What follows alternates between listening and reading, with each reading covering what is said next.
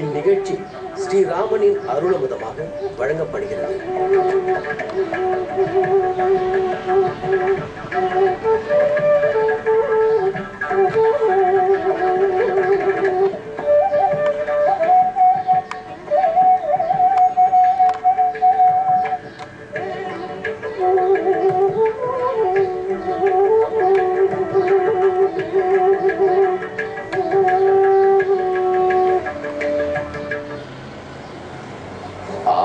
अपहर्तारं दातारं सर्वसंपदां लोकाभिरामं श्रीरामं भूयो भूयो नमाम्यहम्. நமக்கு அனைத்து நன்மைகளையும் செய்யக்கூடியவர் ஸ்ரீ ராமச்சந்திரன். சீதையும் ராமனுமாக ஜகத்தையே காக்கிறார்கள்,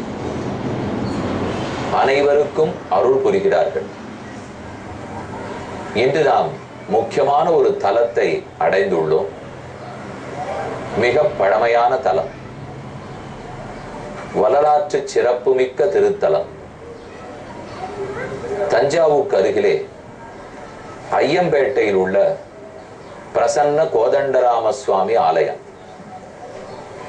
சிறு வடிவத்தோடே புன்சிரிப்போடு ராமச்சந்திரன் லக்ஷ்மணனோடும் சீதையோடும் ஆஞ்சநேயரோடும் அற்புதமாக எழுந்தருளி இருக்கிறார். ஊர் பழமை வாய்ந்த ஊர். இன்று நிறைய கூட்டமுமாய் மக்கள் படையோடே பக்தர்கள் நிரம்ப இருக்கக்கூடிய ஊர். ஆனால் வரலாற்றில் பின்னோக்கி சென்றோமானால் நாயக்க மன்னர்களாலே எழுப்பப்பட்டு வளர்க்கப்பட்டு சுமார் 550 ஆண்டுகளாக வீறு கொண்டு விளங்குகிற திருக்கோயில் தஞ்சாவூர் நாயக்க மன்னர்களாலே புகழ் பெற்றது.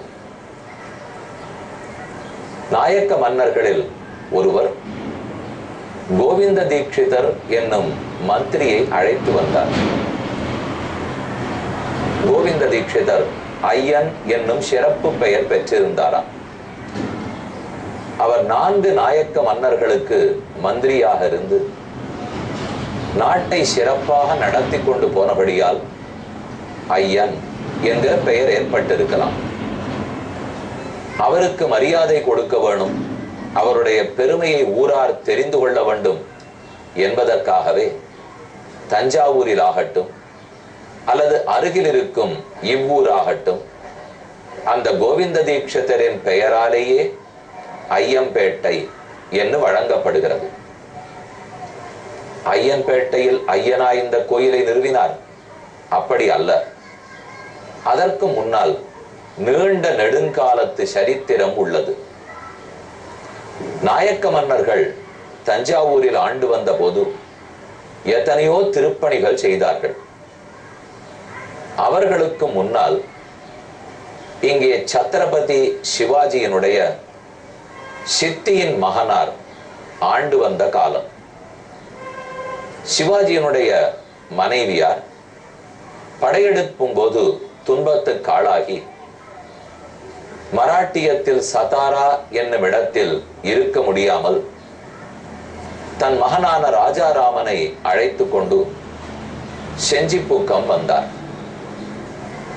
அப்போது செஞ்சியும் வீழ்ந்தது. இனி அங்கும் அடைக்கலம் போக முடியாது என்பதற்காக தஞ்சாவூரை எக்கோஜி என்பவர் ஆண்டு வந்தார். அவரே சிவாஜியின் உறவினர். எக்கோஜியினிடம் வந்து நமக்கிங்கு தங்குவதற்கு இடம் வேண்டும் என்று சிவாஜியின் மனைவியும் மகனும் வேண்டினார்கள். இவர்களை தஞ்சாவூரிலே இருக்க சொன்னால் ஆபத்து வரலாம் என்று நினைத்த எக்கோஜி மன்னர் அருகில் உள்ள ஐயம்பேட்டையில் அவர்களை தங்க வைத்தார். இவ்வூருக்கு முன்னால் ராமச்சந்திரபுரம் என்கிற பெயர் உண்டு.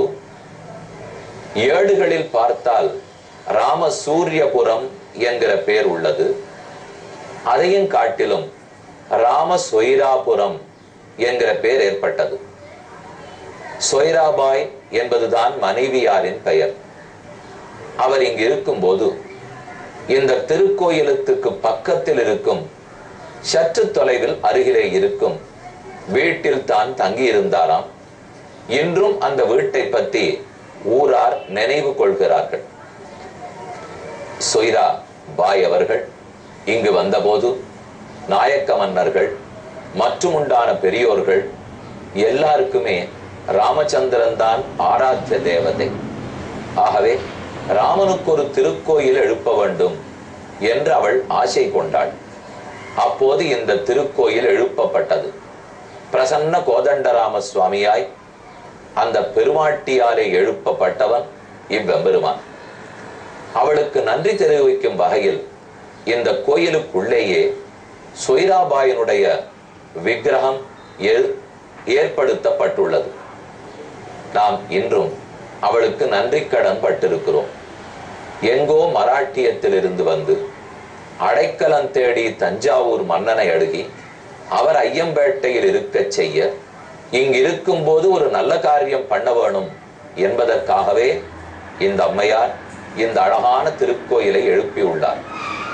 கோயிலின் வாசலில் சுற்றுப்புறத்தை பிராகாரத்தை சேவித்துக் கொள்ளுகிறோம். அவருடைய விக்கிரகத்துக்கும் வணக்கத்தை செலுத்தி நன்றி செலுத்திக் கொள்ளுகிறோம். இனி பால ஆஞ்சநேயர், ஜெயவீர ஆஞ்சநேயர் ஆகியோரையெல்லாம் சேவித்துக் கொண்டு மேற்கொண்டு கோதண்டராமனை, அதுவும் பிரசன்ன கோதண்டராமரை சேவிக்க போகிறோம். அதற்கு முன்பாக அயோத்தியா காண்டத்தில் 60, 61வது சர்க்கத்தில் நாம் இப்போது உள்ளோம். தசரதன் சுமந்தரனுடைய வார்த்தைகளையும் செய்திகளையும் கேட்டான், பரிதவித்தான். லக்ஷ்மணன் தசரதனுக்கு செய்தி அனுப்பினான். அகந்தாவன் மகாராஜே பிதிருத்வம் நோபலக்ஷயே, தசரதனை தந்தையாக மதிக்கவில்லை என்று சொல். எனக்கினி தந்தையோ தாயோ அண்ணனோ அனைத்து உறவுமோ ராமன் தான். ராமன் இருக்குமிடம் நாடாக இருக்கும். இனி நாடே காடாகி போகும். அயோத்தியை துறந்தேன், தந்தையை துறந்தேன், தாயை துறந்தேன். லக்ஷ்மணனுடைய இந்த செய்தி கேட்டான். ஒரு பக்கத்தில் மகிழ்ச்சி, மற்றொரு பக்கத்தில் துன்பம். இரண்டுக்கும் இடையே அடற்பட்ட தசரதன் மயக்கம் உருகிறான். அப்போது கௌசல்யா தேவி மிகவும் துயரப்பட்டு, தசரதா, நீ செய்த ஒரு தீய செயலால் எத்தனை அனர்த்தம் ஏற்பட்டு விட்டது பார்த்தாயா? நாடே பரிதவிக்கிறது. மந்திரிகளெல்லாம் திகைத்து போய் நிற்கிறார்கள். நீயும் உயிருக்கு தவிக்கிறாய். கடைசியில் ஒரு முடிவை ஒழுங்காக எடுத்திருந்தால் இந்த எந்த ஆபத்தும் வந்திருக்காது. இது நம் வாழ்க்கைக்கு கொடுக்கும் சம்மட்டி அடி. சில தவறான முடிவுகளை எடுத்துவிட்டு அதிலிருந்து வெளியே வரமாட்டாமல் நாம் எல்லாம் எவ்வளவு தவிக்கிறோம். இது நமக்கு மட்டுமல்ல, அப்பேற்பட்ட தசரதனுக்கே இந்த கதிதான். ஆகவே பெரியோர்கள் சொற்படி கேட்க வேண்டும். சாஸ்திரம் என்ன எழுதி வைத்திருக்கிறதோ அதை மீறி நடக்க கூடாது. நம் இஷ்டத்துக்கு காமத்துக்கும் கோபத்துக்கும் இடம் கொடுக்க கூடாது. கைகேயினிடத்திலே தேவையற்ற அன்பு, மனைவியினிடத்தில் அன்பு வேண்டும், மகனிடத்தில் அன்பு வேண்டும். ஆனால் சொல்லப்பட்ட சாத்திரத்துக்கு விரோதமாக அவர்கள் சென்றால் அப்பவும் பிள்ளை பாசம், மனைவி பாசம், கணவன் பாசம்னு சொன்னால் அனைவரும் சேர்ந்து துன்பம் அனுபவிக்க நேரிடும். அப்போதே திருத்தி விட்டால் எல்லாரும் தப்பிக்கலாம். ஓடம் தவறான பாதையில் போகிறது, நிறுத்து, குதிப்போம், தப்பிப்போம் என்று சொல்ல வேண்டும். ஓடத்தில் எனக்கு வேண்டியவர்கள் அமர்ந்திருக்கிறார்கள். என் பிள்ளை ஓடம் இந்த திசையில் போனால்தான் சரி என்கிறான். அவனை மீறி பேசக்கூடாது. ஆக பிள்ளை பாசத்தால் ஓடம் போற தப்பான வழியிலேயே போகட்டும் என்று சொன்னால் அனைவரும் சேர்ந்து மாண்டு போக வேண்டியதுதான். அந்த சமயத்தில் சொல்லி திருத்த வேண்டும் அல்லவா? திருத்துவதற்கு தவறிவிட்டான் தசரதன். இதே போலத்தான் மகாபாரதத்தில் திருதராஷ்டிரனும் தவறினான். துரியோதனனை பண்றது தப்புன்னு சொல்லி திருத்தி இருக்க வேண்டும். ஆனால் அவனுக்கு நல்லது பண்றதா நினைத்து கொண்டு தீயது பண்ணிவிட்டான். நம்ம மகன் போன வழி நல்ல வழியா இருந்தால் நம்மளும் ஆமோதிக்கலாம். ஆனா வழி சரியில்லை என்றால் தடுத்துத்தான் தீர வேண்டும், மாத்தித்தான் தீர வேண்டும். அப்ப போய் பிள்ளை பாசம், கனிவு, அன்பு என்கிற எதையோ பேசி சாக்கு சொல்லக்கூடாது. அது தெரியாத தசரதன் தவிக்கிறான். கௌசல்யை கூறுகிறாள், வனங்கதே தர்மரதே ராமே ரமயதாம் வரே கௌசல்யார் உததி சார்த்தா பர்த்தாரம் இதம் அப்ரவீது. தன் கணவன் தசரதனை பார்த்து கௌசல்யை புலம்பி இப்படி பேசுகிறாள். கதம் நரவர சிரேஷ்ட புத்திரௌதௌ சக சீதையா துக்கிதோ சுகசம்பிருத்தோ கதம் துக்கம் சகிஷ்யதா. என் பிள்ளையும் என் மருமகளும் என்னென்ன துன்பத்துக்கு ஆளாயிருக்கிறார்களோ தெரியவில்லை. அவள் 4 துன்பங்களை எடுத்துரைக்கிறாள். அவனுக்கு எங்கு படுத்து பழக்கம், இப்போது எங்கு படுக்கிறான். அவனுக்கு என்ன உணவு வனைகளை உண்டு பழக்கம், இப்போது என்ன உண்ணுகிறான். அவனுக்கு என்ன கச்சேரிகளை கேட்டு பழக்கம், இப்போது என்ன கேட்கிறான் என்று ஒன்றொன்றாக பெரிய உயர்ந்த கச்சேரி, நாட்டிய கச்சேரி, வாத்திய கச்சேரி கேட்டு ராமனுக்கு பழக்கம். இன்று எந்த சிங்கம் கர்ஜிக்குமோ, எந்த புலி உருமுமோ, எந்த யானை பிளிருமோ என்கிற பயத்தோடையே உறங்க வேண்டும். நல்ல சமைக்கப்பட்ட உணவை 100கணக்கான சமையல்காரர்கள் சமைத்து உண்டு ராமனுக்கு பழக்கம். ஆனால் இன்று சமைக்கவே முடியாது. மரம் கொடுக்கும் காய், கனி, வேர்கள் இதை உண்டுதான் வாழ வேண்டும். உயர்ந்த பட்டு கட்டில், வெள்ளிக்கட்டில், தந்தக்கட்டில் படுத்து ராமனுக்கு பழக்கம். ஆனா இப்போது தன் கையையே தலைக்கு அணையாக கொடுத்து கல் அணை, கல் தான் அணை, கல் தான் படுக்கை, அதில் படுத்து தூங்குகிறான். சனூனம் தருணீஷ்யாமா சுகுமாரி சுகோஜிதா கதமுக்னஞ்ச சீதஞ்ச மைதிலி விசகிஷ்யதே. ராமன் பாடு தேவலே, ஆண் மகன் நல்ல பலசாலி.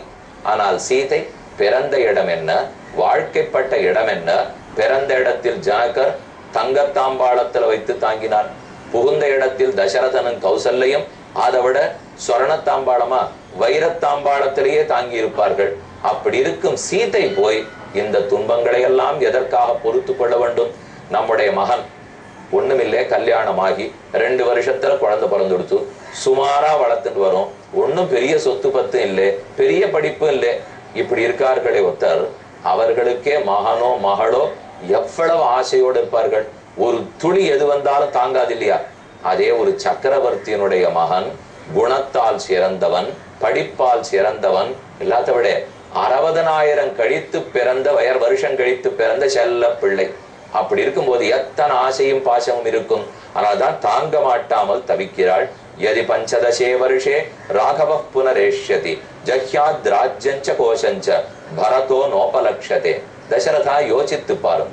14 ஆண்டுகள் கழித்து ராமன் திரும்ப வருவான். அனுபவிக்கப்பட்ட பொருளை மிச்சம் மீதியை யாரானும் ஏற்றுக்கொள்வார்களா? ஒரு நுனி, புல்லினுடைய நுனி மேயப்பட்டிருந்தால் மாடு மறுபடியும் அதை மேயாது. ஏற்கனவே புலி யாரையேனும் அடித்திருந்தால் அதை மற்றொரு புலி ஒரு நாளும் உள்ளாது. ஒரு யாகம் பண்ணும் போது அதுல கொடுக்கப்பட்ட அன்னம் ஒருத்தருக்கு கொடுக்கப்பட்டுட்டால் அது சேஷமாகும். அதை மற்றொருத்தருக்கு கொடுக்க முடியாது. ஒருத்தர் பாத்திரத்தில் தண்ணீர் குடித்தால் அந்த தண்ணீரின் மிச்சத்தையே மற்றொருத்தர் குடிக்க கூடாது. ஒருத்தர் இலையில் சாப்பிட்டு விட்டால் அதன் மிச்சத்தையே நிர்பந்தத்துக்குட்பட்டுத்தான் சாப்பிடலாம். ஆக யாரும் மிச்சத்தை ஏற்றுக்கொள்ள மாட்டார்கள். சாமானியர்களே ஏற்றுக்க மாட்டார்கள்னா மகாவீரனான ராமன் போய் பரதன் ஆண்டு கொடுத்த மிச்சத்தை ஏற்றுக்கொள்வனா? ஒரு நாளும் ராமன் ஏற்றுக்கொள்ள மாட்டான். ஏவம் கனியசா பிராத்ரா புக்தம் ராஜ்யம் விஷாம்பதே ந பரேணாகிருதம் பக்ஷ்யம் வியாக்ரக்ராதிதுமிச்சதி நைவம் விதமசத்காரம் ராகவோ மருஷயிஷ்யதி பலவானிவ சார்தூலஹ வாலதேர் அபிமர்சனம் கதிரேகா பதிர்நார்யா த்விதீயா கதிராத்மஜா திருத்தீயா ஞாதயோ ராஜன் சதுர்த்தி நைவ வித்யதே. மன்னனே யோசித்து பாரும். ஒரு பெண்ணுக்கு முதல் கதி கணவன், அடுத்த கதி மகன், அடுத்த கதி உறவினர்கள், 4வது கதி இருக்கிறதாவே எனக்கு தெரியலை. கௌசல்ய தசரதனிடத்திலே கூறுகிறார். அப்ப முதல் கதி நீர், 2வது கதி என் மகன்.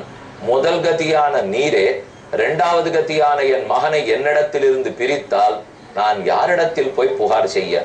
ஆக இந்த நாடு சோபை இழந்து விட்டது, நீரும் இழந்து போனீர். ஹதந்த்வயா ராஷ்டிரமிதம் சராஜ்யம் ஹதாஸ்ம சர்வாக சக மந்திரிபிஷ்ய. நாடு சோபை இழந்தது, மந்திரிகள் திகைத்து போனார்கள். ஹதாசபுத்ராஸ்மி ஹதாச்ச பௌராக சுதச்ச பாரியாச்ச தவ பிரகிருஷ்டவ். உன் மகனும் பிரிந்தான், இளைய மகனும் கூட போனான், அடுத்த மகனும் மகன்களும் வரப்போகிறார்கள். என்ன நடக்கும்னு தெரியாது. நாடு சந்திரனை இழந்த ஆகாசத்தை போலே தவிக்கிறது, தண்ணீரை இழந்த நதியை போலே துன்பப்படுகிறது. இமாம் கிரம் தாருண சப்த சம்ஹிதாம் நிஷம்ய ராமேதி முமோக துக்கிதா ததஸ்ஸ சோகம் பிரபிவேஷ பார்த்திவா ஸ்வதுஷ்கிருதம் சாபி ஸ்வதுஷ்கிருதம் சாபி புனஸ்ததா ஸ்மரத். தான் செய்த தீய செயலை நினைத்து நினைத்து மருகிக்கொண்டே 5வது நாள் ராத்திரியை கழிக்க போகிறான் தசரதன். இனி முக்கியமான கட்டம் பார்ப்போம். ஒரு அறிவிப்பு.